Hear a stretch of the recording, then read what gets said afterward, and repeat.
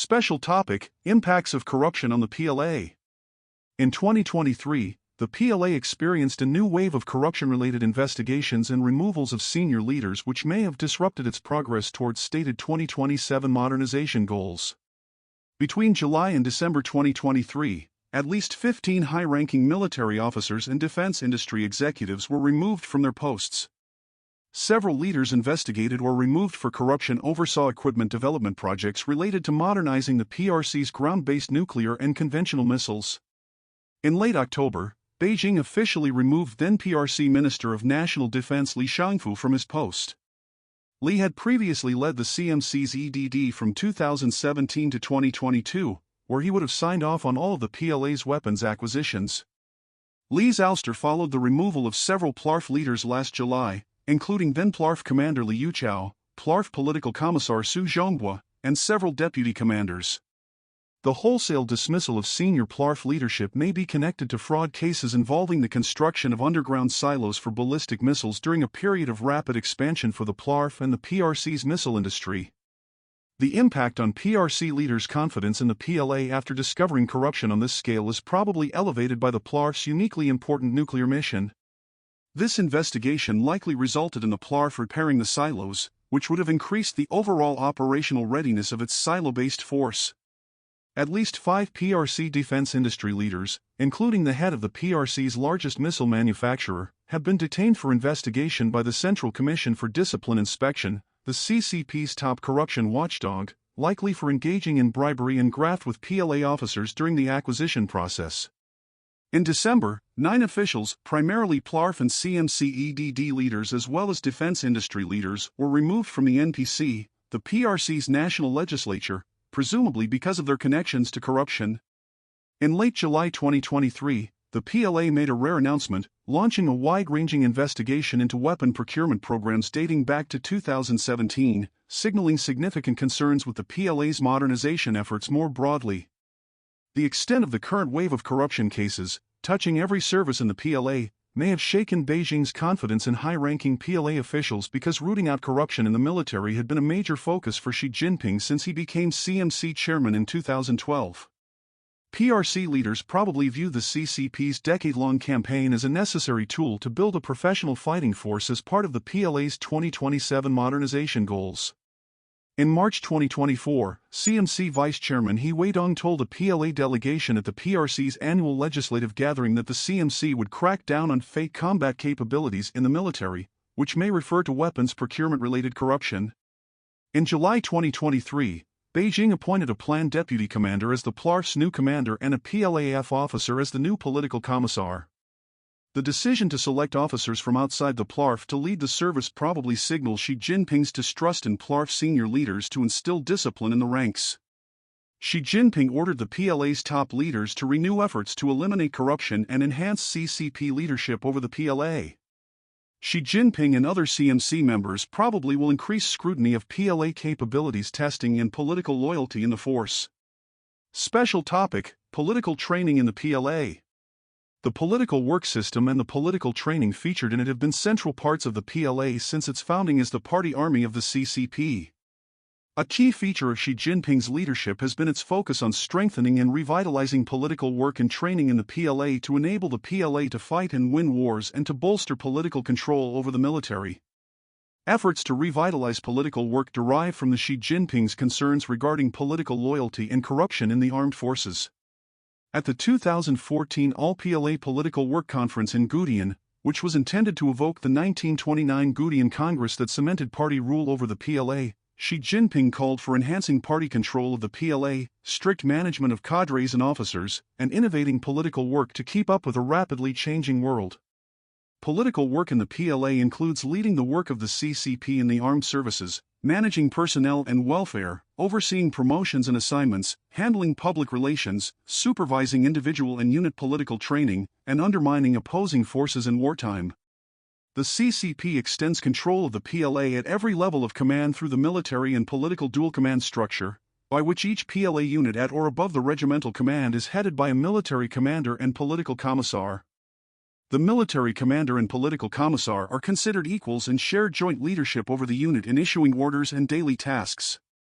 While the party committee makes decisions on major issues, the military commander is usually responsible for daily decisions on military and operational matters, whereas the political commissar is typically responsible for the unit's political work and personnel decisions. The PLA uses three central systems to conduct political work in the military: the political officer system, party committee system, and political organization system. Political officer system.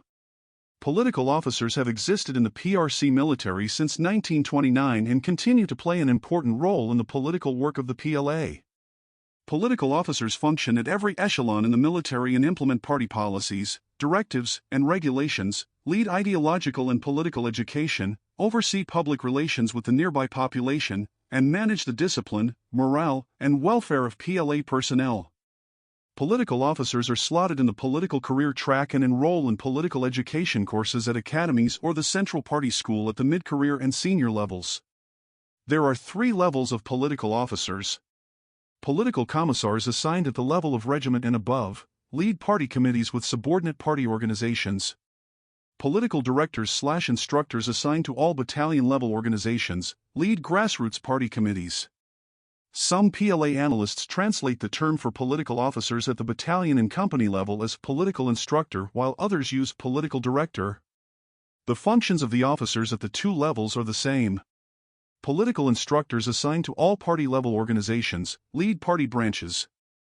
During wartime, political officers are responsible for rallying troops, supporting the military commander in operations, and, depending on their level, maintaining order. Political officers are also responsible for the execution of the three warfares doctrine: public opinion, legal warfare, and psychological warfare. The roles and responsibilities of political commissars vary across different branches and levels of the military. Most political commissars are trained officers and often possess operational experience. Party committee system. The party committee is a key decision-making institution in the PLA and a fundamental mechanism by which the CCP maintains control over the PLA. PLA unit leadership typically includes the unit commander, political commissar, head of the unit's political work department, and other individuals assigned party positions based on their assignment within the unit. The political commissar usually serves as the party committee's secretary, and military commander usually serves as deputy secretary, although it can vary by seniority, personality, and competence. Party committees are responsible for making overall decisions on planning and training, officer evaluations and promotions, expenditure of funds, and personnel management. Full party committees are featured at the regiment level and above. Battalion-level organizations have grassroots party committees. Company-level organizations have party branches overseen by party branch committees. Each platoon and squad-level organization forms a party cell. Political organization system. The political organization system is the third of the three primary systems for political work in the PLA.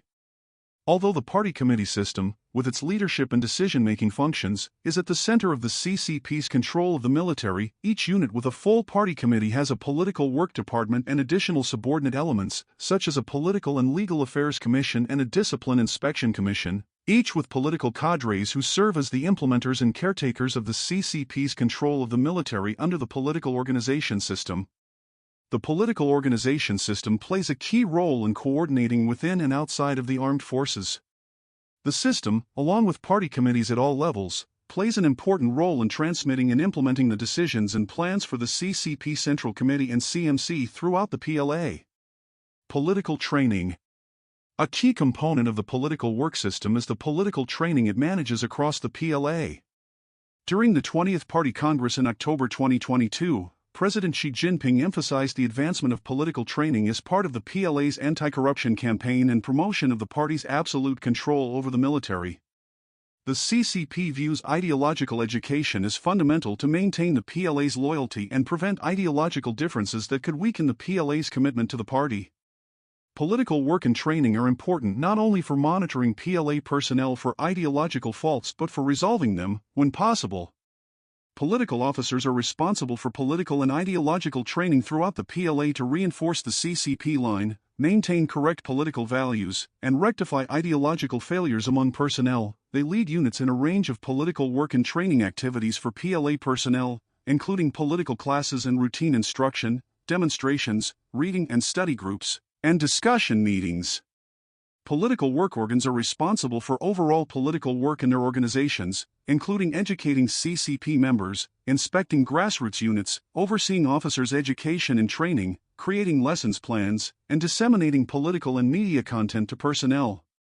Political training and education are significant components of the education of PLA officers across branches in addition to military training. Special topic: PRC views of comprehensive national power. For Beijing, comprehensive national power, CNP, is a concept representing a country's overall measure of power actualized across multiple domains that it wields in the international system. More than just military strength, it encompasses a country's full suite of economic, S&T, diplomatic, political, cultural, natural, people, and other resources as well as ideational ethos and international influence. The term dates to at least the 1960s, but, in the 1980s, as the PRC developed Deng Xiaoping theory, it adopted CNP as a measuring tool for the PRC's overall development. The term CNP remains broadly used by PRC officials, strategists, and theorists today. CNP is used as an internal measurement of development and a calibrated reference for competition between inimical governance systems, the PRC's socialist system and the West's capitalist system. CNP is inexorably tied to military competition as, for the PRC, confrontation on the battlefield represents not just a contest between two countries' military systems but a systemic confrontation based on the overall strength of each country. Xi Jinping made clear at the 20th Party Congress that CNP measures the PRC's progress toward its 2035 and 2049 national goals. By 2035, the PRC must significantly increase economic strength, scientific and technological capabilities, and comprehensive national power. By 2049, the PRC must become a great modern socialist country that leads the world in terms of comprehensive national power and international influence. PRC theorists have developed various mathematical formulas meant to empirically assess the variables that compose CNP. Despite the pretense of empiricism, there is no authoritative single formula for calculating CNP among PRC theorists or strategists. In general, the PRC perceives that its CNP growth is accelerated while that of the United States is decelerating. This constitutes a revolutionary change in the international balance of power. Beijing views the acceleration of strategic competition between the United States and the PRC as an intrinsically linked phenomenon. PRC theorists emphasize that the PRC must simultaneously grow all aspects of CNP to lay a solid material foundation for the PRC's development. As it applies to the balance between military and non-military strengths, they champion simultaneous growth, going beyond finding an adequate balance of resource allocation between the two to perfecting a systemic approach where investments in national defense create follow-on economic development and vice versa. Increasingly, PRC planning documents and strategic discourse has tied perfecting the PRC's INSSNC with the advancement and ultimate application of CNP. For example, the PRC's outline of its 14th FYP specified that the PRC would promote the simultaneous increase of national defense and economic strength in part by building the INSSNC. Broadly, the INSSNC encompasses to the PRC's top-level planning institutions and processes across its national development and its national defense-related government agencies, the ultimate aim of which is to solidify a national-level system that drives efficient, mutually beneficial growth of the key elements of CNP. PRC commentary suggests that the PRC's path for perfecting the INSSNC includes strengthening military-civilian strategic planning, linking policy systems and resource sharing between national development and national security domains, and coordinating in key areas, such as infrastructure construction, technological industry development, personnel training, and investments in emerging technology domains. Overall, PRC discussions of developing the INSSNC and growing the PRC's CNP are tinged with concern about preparing for enduring strategic competition and an unpredictable international environment while ensuring the PRC's own rise.